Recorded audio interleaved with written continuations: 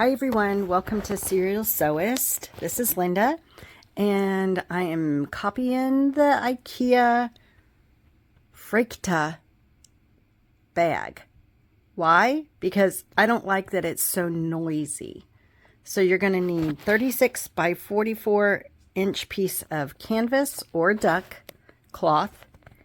And if you want the normal handle, you will need 42 inches. And that just attaches to the opening of the bag. Or if you want to go around the bag for more stability, you need 172 inches or 5 yards minus 6 inches to do the same technique, but have it go under the body of the bag. Okay, hang in there. We're going to get to it.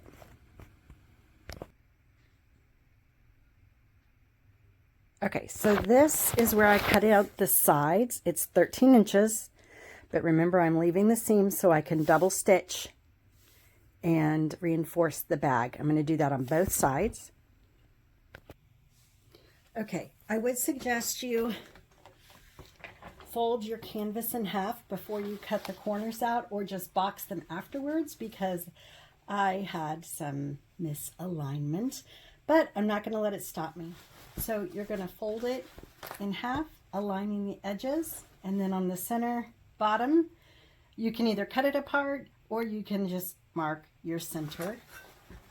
We're going to sew at a, let's see, half an inch, I guess. That would be good. I'm going to do a straight stitch.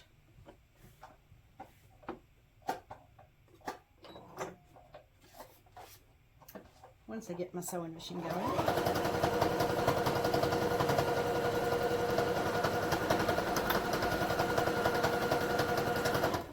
I'm using the wall wax sewing clips. I love them.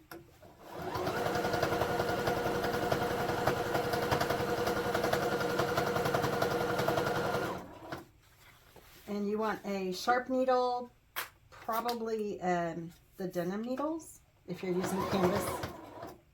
Ooh, denim would be a good option too.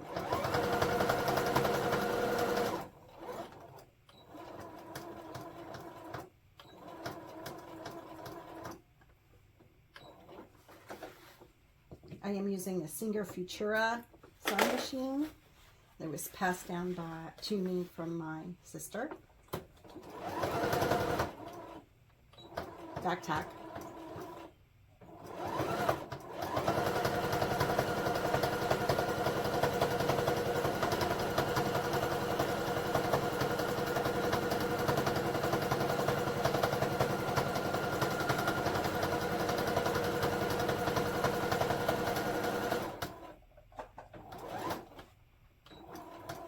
And you're going to do that on the other side as well.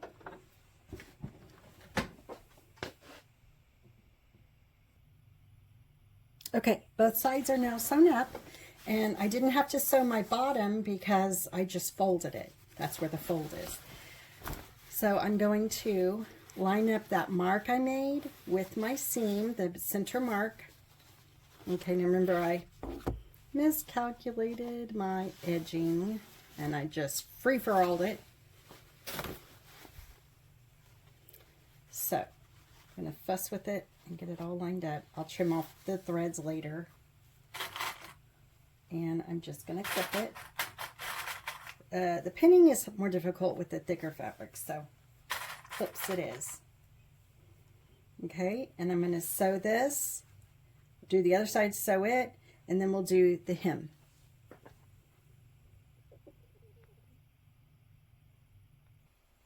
Okay, so I did a zigzag stitch on these corners, a double row, just to give it more stability. Now I'm going to go around and fold under at like 1/4 of an inch, and then again at 1/2 inch. Well, no, I'm going to do 1/4 inch and 1 inch. Okay, and that way I have a nice wide space to tack down the handle. And what I'm using for this handle is, well, I think anyways, I'm going to use a karate belt I bought at a thrift store. If I make sure I have enough of it. Now looking at it, I don't think I do. So maybe I'll just do the regular handles. It says 172 inches or 5 yards minus 6 inches. So I will not be going around the bag because I only have 100 inches. I'll just be doing the regular handles. Okay, I have the bag all sewn and refilled my bobbin, of course, because that was going to happen. Trimming off the threads. I missed a few as I went through. Now, these raw edges, you can trim them down. You can use a flame. It is canvas, so it's going to burn. I'm going to leave it, but the double row will keep it from fraying. And I use these bags a lot of places. The beach, the Goodwill bins. They're great to have for Christmas. I was wanting to do this before Christmas for y'all, but it just didn't happen. But that's okay. I'm doing it now. I'm just turning it right side out. Okay. Now I have my 42 inches of karate belts. Okay. And let me measure the distance on the original bag. Just, you know, they've perfected it, so I'm just copying. So on the sewn edge, it's going to be 13 inches. And then the in between, if I remember correctly, is, nope, not 10, 9. Okay, so 13 inches from the edge. The sewn seam. Now, I realized my ruler only goes to 12.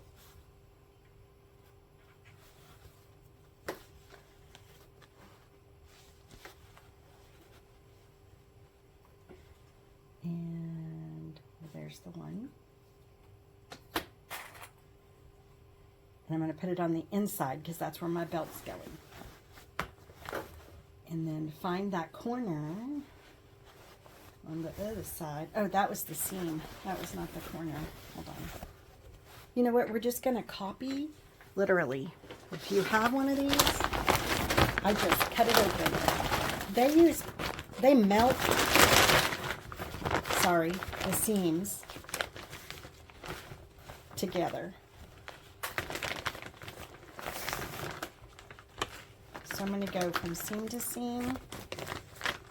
And note, it's on the inside. I don't know if you can see this. I hope you can. It's on the inside of where I'm marking.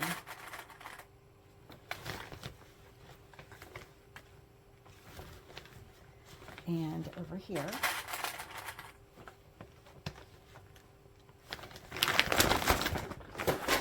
This is only 9 inches. And it's going to go like this. You're going to... I say that. On your look.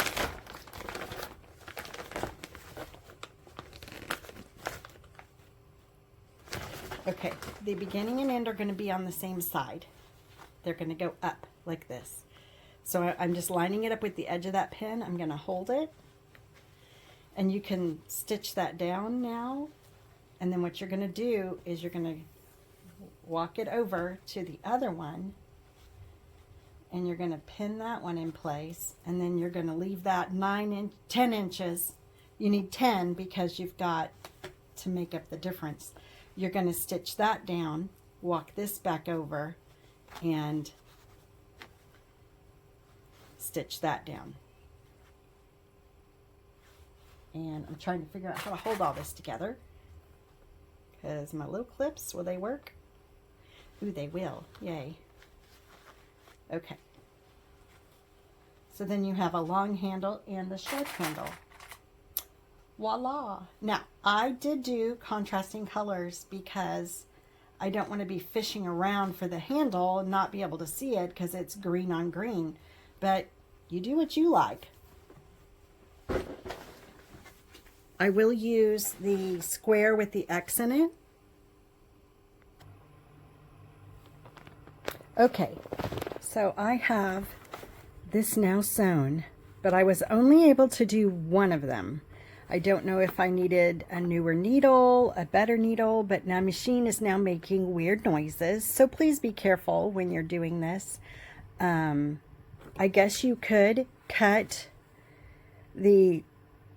make the inside handle, or the small handle on the inside, and the big handle on the outside, like scoot it an inch one way and scoot the little one an inch this way, and then you could still have both handles. But I did it the way IKEA has theirs, but my machine did not like it. It is just a regular residential machine. It's not commercial, so we'll see how it goes. So I finally got done with my IKEA bag hack.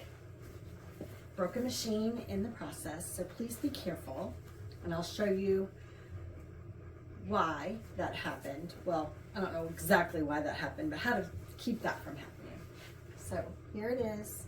Yes, it's green and yellow, but it has the same shape and size. The handles are karate belts, and it has the double handle. So let me show you. When I was sewing it and my machine gave me a problem, this is where I had the problem. I doubled it up.